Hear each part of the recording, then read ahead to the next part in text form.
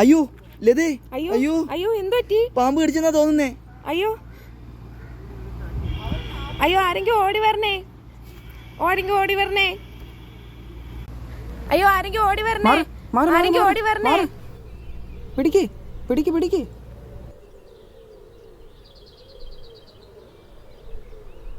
ഇരുത്ത് ഇരുത്ത് ഇരുത്ത് ഇരുത്ത്. അയ്യോ ഇത് പാമ്പ് കടിച്ചു തന്നെ. അയ്യോ എന്താ എന്താ ഇവിടെ ഒരു ബഹളം? എന്ത് പറ്റി? പാമ്പ് കടിച്ചെന്നാ തോന്നുന്നേ. ഈ തുണി എന്തിനാ? അത് ഈ മുറിവ് വെച്ച് കെട്ടണ്ടേ ചേട്ടാ? അങ്ങനെ മുറിവ് വെട്ടാൻ പാടില്ല. ബ്ലീഡിങ് എടുക്കാം, കീറി മുറിച്ച് രക്തം കളയാം. ചേട്ടാ അങ്ങനെ ഒന്നും ചെയ്യാനേ പാടില്ല. ചേട്ടാ ആദ്യം ഇയാളെ ശാന്തമായിട്ട് ഇരുത്തുക. നമുക്ക് പെട്ടെന്ന് തന്നെ ആശുപത്രിയിലേക്ക് പോവാം. എന്നാ നമുക്ക് 108 വിളിച്ചാലോ? ഇന്നൊരു ക്ലാസ്സിൽ പറഞ്ഞതേ ഉള്ളൂ. എന്നാ ഇപ്പൊ വിളിക്കുക. എന്നാ നമുക്ക് ആ പാമ്പിനെ അങ്ങ് പിടിച്ചാലോ? ചേട്ടാ അതല്ല പ്രധാനം, നമുക്ക് ഇയാളെ ജീവൻ ആദ്യം രക്ഷിക്കാം.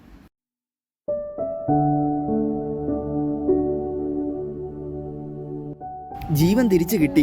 സമയത്തിന് ആശുപത്രി എത്തിച്ചോണ്ടാ രക്ഷപ്പെട്ടത്. ശരിയാ. അവിടെ കിടക്കണ വിറകെല്ലാം എടുത്ത് മാറ്റണം. ഓ മാറ്റാം. പാമ്പ് കടിയേറ്റാൽ കടിയേറ്റയാളെ ശാന്തനായിരുത്തുക.